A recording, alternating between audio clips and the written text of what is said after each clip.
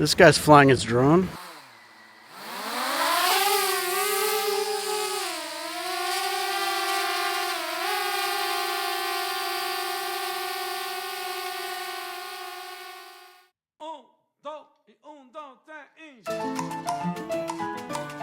When you do a lot of traveling from time to time, you meet some really interesting people. Today, I met a guy named Miguel. Super interesting guy, like a research guy, very intelligent. And I met him on the beach. He was doing some research. He came and sat down with me when he was done doing his work. We did a little interview. He's studying climate change and how it relates to the dugong.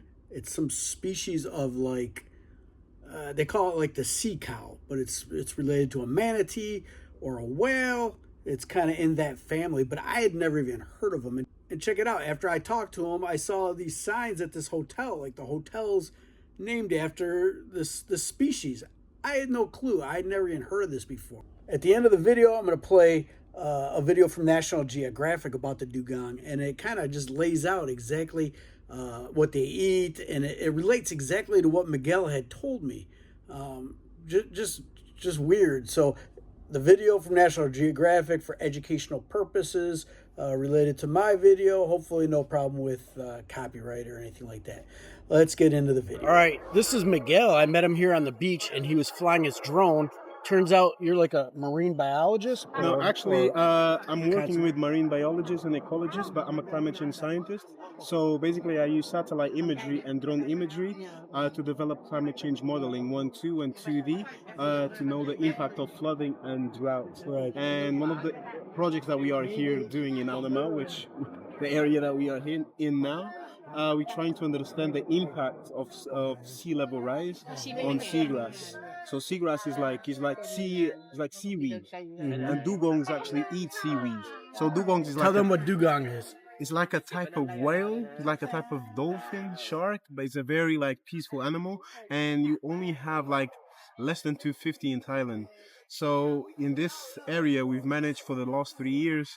We didn't get any images of any dugongs, but actually this year we got 2 dugongs, and I just got maybe a third one, and we can recognize them by the scars. So they are extremely rare. So we're working as well with the MCR, which is the Department of Marine and Coastal Resources of Thailand, and I work for a company called Nature Minded, and they actually do a lot of seagrass restoration in this area with local communities, which is amazing. So we are always working with local communities. So you just flew the drone out there and you found 2 or 3 of those whales.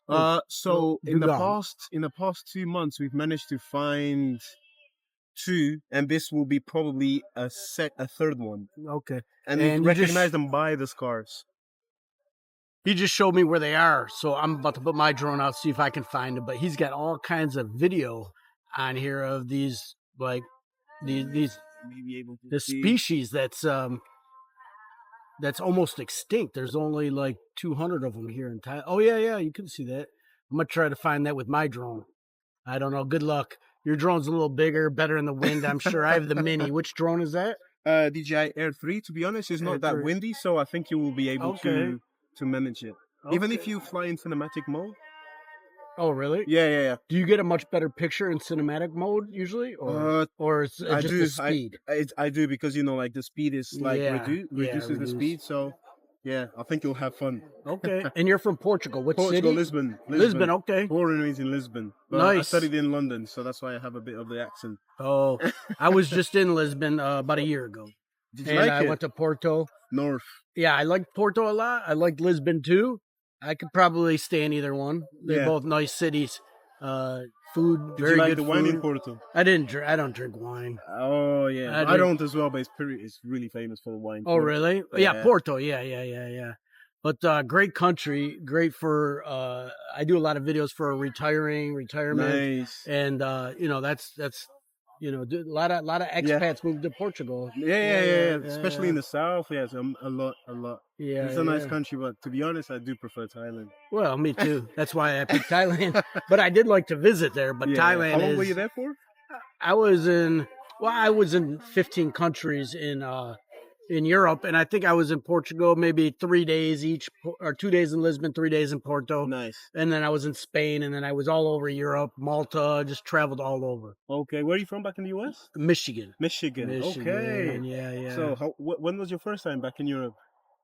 I've been to like England a long time ago, in 2014, I think. Do you see a difference between like North Europe and South Europe? You know where I liked is like I like Poland, Serbia, things like that. It was just more chill. Yeah. And everything else is like more tourist. And you know, so you got touristy areas that are real busy and they gear towards tourism, and then you got places where you can just kind of blend in and be normal. Did you like Poland? I lived in Poland for a month. Oh, where did you live? Katowice. Oh, I was in Krakow. Krakow. It's like 1 hour from Krakow. Okay. My flight was delayed that night. I got in very late, so I only had one full day in Krakow, but it was okay. You know, I just didn't get to see that much. Just literally the sightseeing. And But did you like the vibe of the city? It wasn't bad. It wasn't my top place. You know, like Malta. Have you been to Malta? Never. Oh my god. Definitely on my list. Yeah, that's amazing. Especially if you have drones and stuff. Oh yeah. I can't remember if. Oh no, I bought this after, so I don't think I had this drone then. What was the first place you flew your drone? Well, I had a Mini. Now this is the Mini 3. The Mini broke. I've flown it all over Thailand, like Koh Lanta near here. Here before. Many places, but I'm no pro or anything. You know, I just mess around, put it up for like 5 minutes, and bring it down, and just get a little bit of footage to go in with my video. I'll show you my channel. Definitely. Good to meet you. Good to meet you. Interesting information. This is why you need to travel. Create memories that will inspire you. Yeah, that's why I started my channel, but then I gained a little steam, so now I just keep making videos. It was mostly for friends and family at first, but okay, I'll show you.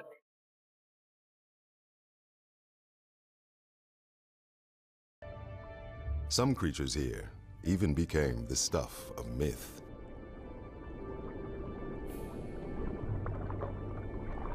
Over 3,000 years ago, tales of mermaids began to emerge.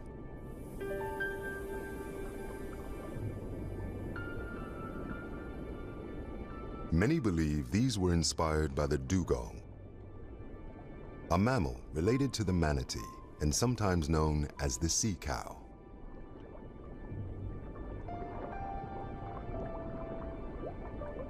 A graceful, gentle, and vegetarian giant.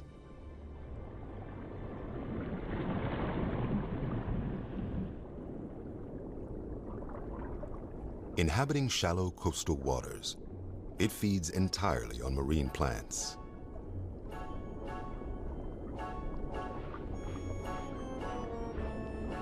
Multiple whiskers around the mouth, combined with a powerful, flexible snout, allow it to find and uproot the seagrass plants in these warm waters.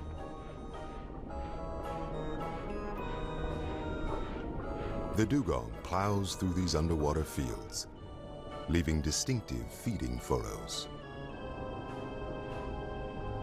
These big mammals require huge amounts of seagrass.